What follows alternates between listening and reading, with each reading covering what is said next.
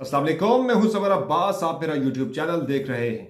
नाज़रीन, इस वक्त पाक फौज के अंदर बहुत कुछ चल रहा है। ऐसा नहीं है कि आर्मी चीफ और chairman joint chief of staff committee की तकर्री के बाद सब कुछ नॉर्मल है, तो ऐसा बिल्कुल नहीं है, बल्कि बहुत कुछ हो रहा है पस मंजर में।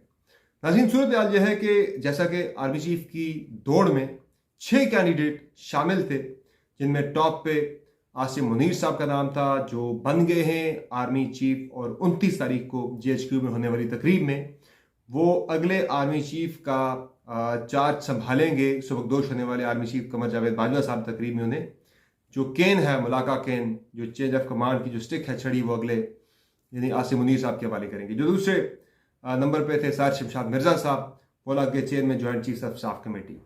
अब इसमें फ़ायदा ये हुआ इस फैसले का कि सीनियरिटी लिस्ट में जो 6 जनरल्स टॉप पे थे, उनमें से किसी एक को भी सुपरसीड नहीं किया गया। और चूंकि ये 6 के 6 जनरल्स जो हैं, यानी आसिम मुनीर साहब के अलावा जो नीचे 5 जनरल्स हैं, जिनमें जनरल सैर शमशाद मिर्ज़ा साहब हो गए, जनरल अज़हर अब्बास साहब हो गए, लेफ्टिनेंट जनरल नुमान महमूद हो गए, लेफ्टिनेंट जनरल फैज़ अमीर साहब हो गए, और लेफ्टिनेंट जनरल मोहम्मद आमिर साहब हो गए। तो ये पाँचों के पाँचों जनरल जो हैं, ये एक ही बैच के 76 लॉन्ग कोर्स के हैं। और ये सीनियरिटी लिस्ट में आगे पीछे नाम इनके ज़रूर है, लेकिन ये एक ही लॉन्ग कोर्स से हैं। और इसमें इनका एक कोई BM एक नंबर होता है, जिसके तहत इनकी तमाम जो इनकी क्वालिफिकेशन, इनके एग्ज़ाम्स, इनकी एक्सरसाइज, फ़िज़िकल एक्टिविटीज़, और जो इनकी स्ट्रेटेजिक जो इनके टेस्ट होते हैं मुख्तलिफ, उन सबको मिला के इनको जो नंबर अलॉट होता है एंड में जाके, जो सबसे टॉप वाला होता है वो जाता है रॉयल कॉलेज में, उसको भेजा जाता है।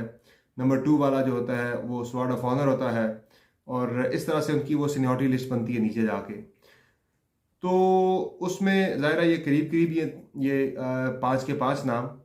तो अच्छी चीज़ ये हुई कि किसी को सुपरसीड नहीं किया गया। जिस तरह जब बाजवा साहब लगे थे, तो बाजवा साहब के ऊपर उस वक़्त इशफाक नदीम साहब थे और जनरल रमदे साहब थे इस सीनियरिटी लिस्ट के अंदर। लेकिन वो दोनों सीनियर थे बाजवा साहब से, गो के एक ही कोर्स के थे ये सारे, लेकिन थे जूनियर थे इनसे, जनाब कमर जावेद बाजवा साहब से, सॉरी, उनसे उनसे सीनियर थे। तो बाजवा साहब इन दोनों से जूनियर थे।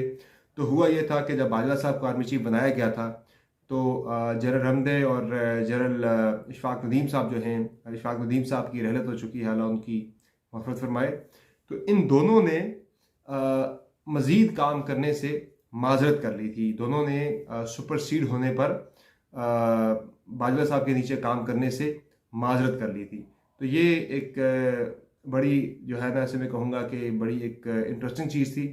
लेकिन बाद में फिर जब ये हो गया सारा कुछ, तो उसके बाद फिर जनाब मौजूदा जो चीफ हैं, तो इसमें तो कोई भी सुपरसीड नहीं हुआ। इससे पहले भी लोग सुपरसीड होते रहे हैं। सीनियर जो भी सुपरसीड होता था, कोई कानून ऐसा नहीं है, मतलब ये एक जस्ट रिवायत है फौज के अंदर कि सुपरसीड होता है जो भी जनरल 3 स्टार, तो वो फिर काम नहीं करता उसके नीचे, बल्कि वो अपनी रिमेनिंग मुद्दत है वो इसी तरह से गुजार लेता है, या अर्ली रिटायरमेंट ले ली जाती है। लेकिन अर्ली रिटायरमेंट कम ही कोई लेता है, टाइम अपना पूरा ही करते हैं। सिर्फ यह है कि वो ऑपरेशनल काम अपने छोड़ देते हैं। अब सूरत हाल ये बन गई है कि यहाँ हमें लग ये रहा था कि बहुत अच्छा फैसला हो गया, नंबर 1 नंबर 2 जो है, लग क्या रहा था, है भी अच्छा फैसला ये। हर किसी ने इस फैसले को बड़ा अप्रिशिएट किया है। एक तो जाहिर है सीनियरिटी लिस्ट में नंबर 1 और नंबर 2 को कर दिया गया, 3 4 पे जाते तो ऊपर से कोई बंदा सुपरसीड होता, तो किसी को सुपरसीड नहीं किया गया। हालांकि ये चीज़ ज़ेर गौर ज़रूर थी कि अगर जनरल मोहम्मद आमिर साहब को बना दिया जाता 6 नंबर वाले को जॉइंट चीफ, तो जो लेफ्टिनेंट जनरल फैज़ अमीद साहब हैं वो सुपरसीड हो जाएगा। क्योंकि ज़ाहिर मौजूदा गवर्नमेंट की उनके बारे में जो सोच है, उनके बारे में जो वो ख्यालात रखती है मौजूदा गवर्नमेंट, PMLN पर्टिकुलरली, वो किसी से ढकी छुपी नहीं है। जो उनकी उनके साथ मोहब्बत है, प्यार मोहब्बत है, तो इसलिए उनसे जान छुड़ाने के लिए ये हुकूमत कर सकती थी कि 6 नंबर वाले को जॉइंट चीफ लगा देती, तो फैज़ अमीद साहब ऑटोमेटिकली बिल्कुल आउट हो जाते। लेकिन मौजूदा गवर्नमेंट ज़रा ऑब्वियसली वो तो फैज़ अमीद साहब को एक दिन भी यूनिफॉर्म में नहीं देखना चाहती, तो ये उनके लिए इजी वे हो सकता था। लेकिन बहुत अच्छा फैसला किया गया कि किसी को सुपरसीड नहीं किया। लेकिन अब हो ये रहा है कि अज़हर अब्बास साहब, जो कि सीनियरिटी लिस्ट में 3रे नंबर पर थे, और 29 तारीख वाली सीनियरिटी लिस्ट के मुताबिक वो 2रे नंबर पर थे, तो उसमें अजहर अब्बास साहब से मुतल्लिक लेफ्टिनेंट जनरल अजहर अब्बास साहब, जो कि इस वक्त GHQ में चीफ ऑफ जनरल स्टाफ के तौर पर जिम्मेदारियां निभा रहे हैं। इससे पहले वो 10 कोर के कमांडर रह चुके हैं, और उससे पहले वो GOC मरी रहे हैं, और उससे पहले वो साबिक आर्मी चीफ जनरल राहील शरीफ साहब के साथ वो प्रिंसिपल स्टाफ ऑफिसर भी रह चुके हैं। तो ये जो अजहर अब्बास साहब हैं, ये भी ज़ाहिर कैंडिडेट थे, और कुछ इत्तलात ये भी आ रही है कि इनकी तरफ से कुछ राब्ते वगैरह भी हुए थे मियाँ साहब के साथ, लेकिन इन्हें कंसिडर नहीं किया गया। उस पर फिर उन्होंने दिल बर्दाश्ता होके आसिम मुनीर साहब के साथ काम ना करने का फ़ैसला किया है। और खबरें ये आ रही GHQ से कि आज उन्होंने, यानी गुज़श्ता रोज़ उन्होंने अपना इस्तीफ़ा army chief general Qamar Javed Bajwa को पेश कर दिया है, जहाँ के उन्होंने अपना इस्तीफ़ा जो है ना टाइप इस्तीफ़ा जाके बाजवा साहब के हवाले कर दिया है। तो अब अपनी सर्विस से सुबकदोश हो गए। लेकिन सवाल यहाँ पे उठता है, वो बंदा जिसका बहुत ज़्यादा जिक्र था, वो बंदा जिसकी ज़्यादा बात होती थी, ऑब्वियसली जनरल फैज़ हमीद साहब, क्या वो भी मुस्तफ़ी होने का सोच रहे हैं? तो ऐसी कोई भी चीज़ नहीं है। फैज़ हमीद साहब बिल्कुल मुस्तफ़ी फ़िलहाल नहीं हो रहे।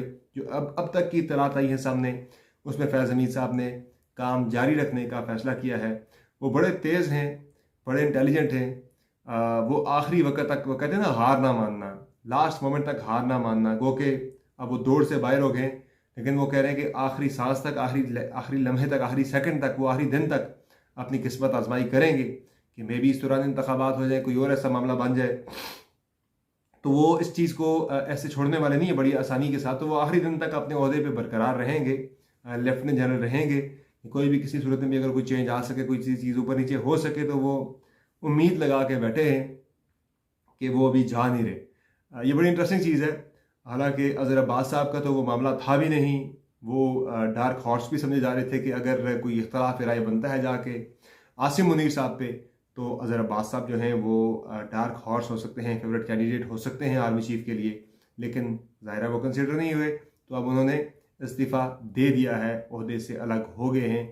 जनरल नुमान महमूद साहब के हवाले से भी चल रहा है कि उन्होंने भी इस्तीफ़ा देने का फैसला किया है, लेकिन उनके हवाले से मेरे पास कोई कंफर्म रिपोर्ट नहीं है। फैज़ हमीद साहब ने काम जारी रखने का फैसला किया है, और लेफ्टिनेंट जनरल मोहम्मद आमिर साहब ने भी काम जारी रखने का फैसला किया है। ओहदा छोड़ने का उन्होंने भी कोई ऐलान फिलहाल नहीं किया। पहला जो हुआ ये फैसला, वो लेफ्टिनेंट जनरल अजहर अब्बास साहब की तरफ से किया गया, ये बड़ा फैसला। अब इसका कोई असर पड़ेगा? इसका कोई भी असर नहीं पड़ेगा आर्मी चीफ के ऊपर। वो आएंगे, अपना ओहदा संभालेंगे, GHQ में जाएंगे, यादगार शहदा पे सबसे पहले हाज़िरी होगी, और यानी जब वो चार्ज संभाल लेंगे, और फिर उनकी स्पीच होगी, यानी खिताब होगा, एड्रेस होगा अपने स्टाफ से, जो कि PTV पे लाइव नशर भी किया जाएगा। इसमें अब जो गेम हुई है नाज़रीन सारी, वो जो बाजी पलटी कहाँ से, यानी कि सदर आरिफ अलवी साहब कहाँ माने जाके। आपको याद है कि हफ्ता 10 दिन पहले डॉन पे खबर भी आई थी कि हुकूमत जो है वो कानून बदल रही है, रिटेन करने का जो है वो शक डाल रही है।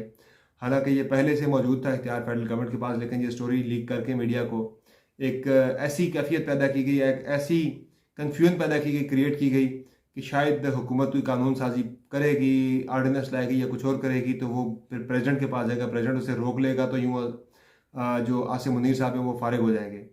फिर उसके बाद ये भी डिलिब्रेट किया गया इस पर कि जब उनकी समरी आएगी प्रेसिडेंट के पास, तो प्रेसिडेंट उस समरी को रोक लेंगे, 28 तारीख तक रोक लेंगे। 28 को जब आसिम मुनीर साहब रिटायर हो जाएंगे, तो 28 के बाद एतराज़ लगा के समरी वापस भेजेंगे। जो नई समरी आएगी उसमें आसिम मुनीर साहब का नाम ही नहीं होगा। गवर्नमेंट ने भी बड़ी अच्छी प्लानिंग की थी। I should give them full marks in it के उन्होंने कोई भी इसमें ब्लंडर नहीं किया, बड़ा स्मार्टली खेले, बड़ा मुहतात खेलिए गवर्नमेंट इस पर। एक तो ये हुआ है कि जब भी कोई जनरल रिटायर होता है, तो उसकी रिटायरमेंट के हवाले से ना GHQ लिखता है डिफेंस मिनिस्ट्री को कि भाई ये बंदा रिटायर हो रहा है, इसे रिटायर करना है नहीं करना। तो जब समरी आई है 2 बंदों की रिटायरमेंट की, चूँकि इसी नवंबर के महीने में 2 रिटायरमेंट आ रही थी। एक 17 को वसीम अशरफ साहब रिटायर हुए, और उसके बाद 5 नवंबर को बाय द वे जो लेफ्टिनेंट जनरल थे शाहीन मज़र साहब, वो भी रिटायर हुए। लेकिन 17 को थी रिटायरमेंट वसीम अशरफ साहब की, और 27 को थी आसिम मुनीर साहब की।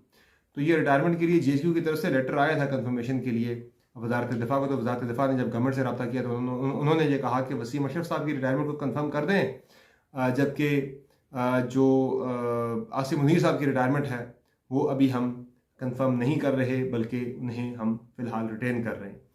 तो पहले ये फ़ैसला हुआ वजारत दफ़ा और गवर्नमेंट के लेवल पे।